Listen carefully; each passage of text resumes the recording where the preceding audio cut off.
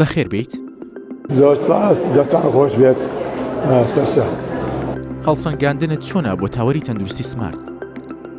بەڕاستیدا تاوەری تەندروستی سمارت دەورێکی گرنگی هەیە لە سلێمانی بەتایبەتی و لە هەرێمی کوردستان.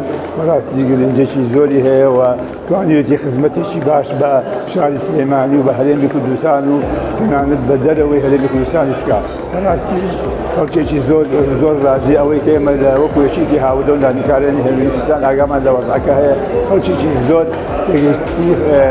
ینی وەسفی ئەم تەندروستیەکە کە دەوری هەیە و کە هەم نرخیان باشەوە، هەم دکتۆرەکانیان دکتۆریش باشن و هەم معاملەی کارمەندەکانیان لەگەڵ نەخۆشەکانە باشن کە ئەمانە هەمووی گرنگێتی تایبەتی خۆی هەیە. بۆیە ئێمە هەمیشە وەکو یەکێتی هاودە و دانیکارانی هەرێمی کوردستان پشتگیری ئەم سمارتمان کردووە، خەستەکە نەخۆشەکانی سمارتمان کردووە. ئێمە پیرۆزباییان لێکەین و دەستخۆشیان لێکەین کە بەڕاستی ئەم کارانە کە ئەیکەن بەڕاستی هەر ئەوە نییە کە ئەو خەڵکانی کە دەرەوەی هەرێمی کوردستان دێنە بۆ سلێمانی دەوری هەیە بۆ سلێمانی و خزمەت بە شاری سلێمانیەکە لە هەموو ناحیەکانی ترەوانێ ناحیە مادی و تێر و مەسەلا بازار و ئەمانە. ئەمەش بەڕاستی بۆ شارەکەی ئێمە وەکو سلێمانی دەورێکی گرنگی هەیە و ئێمە ئەوەندەی ئەزانین کە لە دەرەوەی وڵاتیش ئێستاداری ئێریان کردو و خزمەت ینی استیفادەیان لە خزمەتی ئەم نەخۆشخانەیە کردووە. بۆیە ئێمە هەمیشە دەستخۆشیان لێکەین و هەمیشە پشتگیریان دەکەین و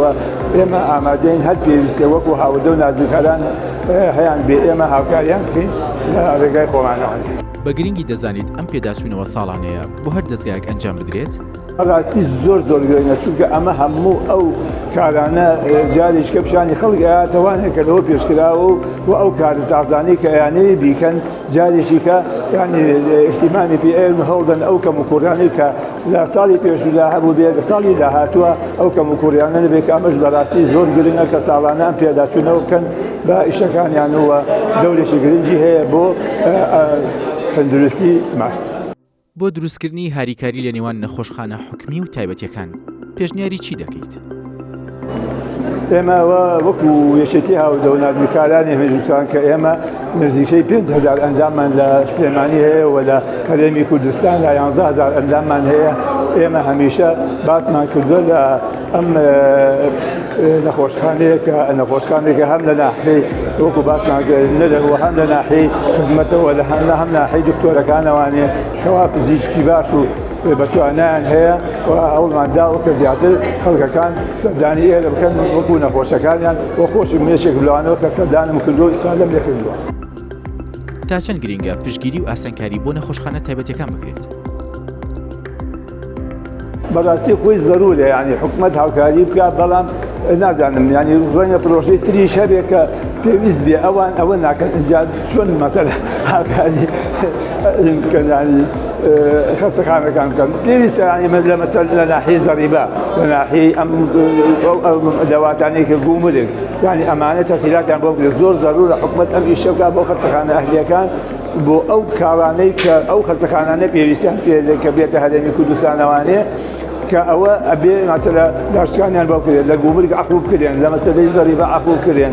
ئەمانە زۆر دەوری گرنگی هەیە. ئەگەر ئەمە بکەن ئەمە تەئسیری ئەبێ بۆ چێ بۆ نەخۆشەکان چونکە هەر کاتێ ئەو مادەی کە لە دەرەوەی وڵات دێ بۆ ئەم خەستەخانانە بۆ ئەم نەخۆشخانانە ئەوە نرخەکەی کەمتر بێ، نرخەکەشی لەسەر نەخۆشەکان کەمتر بێ. بۆیە زۆر زەروری حکومەتی هەرێمی کوردستان و حکومەتی عێراقی داعمی ئەم جۆرە تەندروستیانە بکات. ڕۆڵی نەخۆشخانە تایبەتیەکان لە تاوەکردنی ئەرکی نەخۆشخانە حکومیەکان چۆن دەبینیت؟ وی لە ڕاستی لە مەسەلەی خەستەخانە ئەهلەکان دەرەجاتە. مەسەلە ئێستا وەندەی ئەمە ئاگامان لێ سمارت لە نرخە فەرقیە لەگەڵ خەستەخانە ئەهلەکانی ترا. ئەمەش دەورێکی گرنگیە هەم بۆ فەقیر و هەژار هەم بۆ نەخۆشەکان هەم بۆ ئەوە. بۆیە هەندێک ڕەنگە لە نەخۆشخانەکانی تر تۆزێ نرخەکانیان گران بێ خەڵک لە ڕقەتی نەیە ئەوەیە.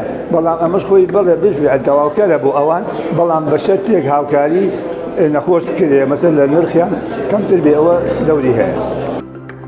پێشکەوتنە پزیشکی و زانستی و تەکنۆلۆژیەکانی تاوەری تەندروستی سمارت چۆن هەڵدەسەنگێنیت؟ بەڕاستیدا ئەوەندەی کە ئێمە لە نزیکەوە ئاگادارین و لە خەڵکی ئەبیستین بەڕاستی خزمەتی باش دەکەن بە خەڵکان و پزیشکەکان لە هەموو بارەکانە هەیانە.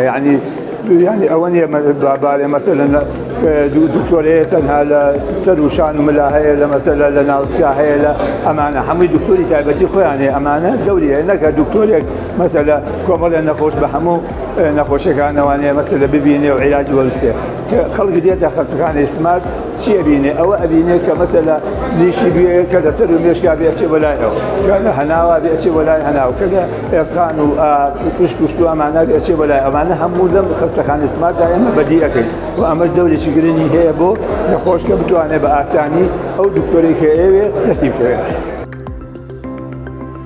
تاوەری تەندروستی سمارت وەک ناوەندێکی ئەکادمی پەیوەندی و مامەڵە لەگەڵ دەستگا تەندروستی جیهانی و نێودەوڵەتەکاندا دەکات. ئەمە تا چەند گرینگە بەلاتانەوە؟